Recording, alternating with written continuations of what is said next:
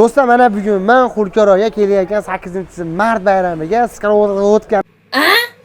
Mana shu zo'rni olganman, hozir shuni beraman. Xulqaro, kelayotgan 8-mart bayramimizga sizga skarov o'tgan zo'ri. Endi siz 15 dan 20 dan tuxumni solib turib, tuxum qo'lga qilaverasiz. Rahmat, omad dedingiz zo'r ekan.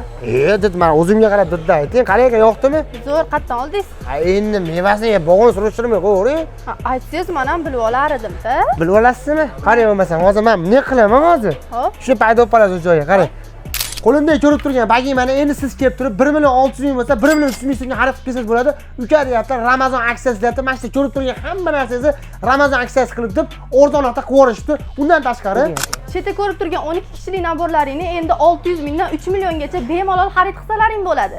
endi siz Ziyovuddin Chinisiga kelib mana shu ko'rib turgan xohlagan narsangizda 1 millionga xarid qiling. Mana shu ko'rib turgan ikkita pechonistani bonus qilib qo'shib beraman deyaptilar. Mana shu ko'rib turgan kompozitsiyalaring 80 ming sotilgan, endilikda 50 mingga xarid qilsalaring bo'ladi. Undan tashqari 6 tali naborlaring 150 ming sotilgan, endi 110 mingga bemalol xarid qilsalaring bo'ladi.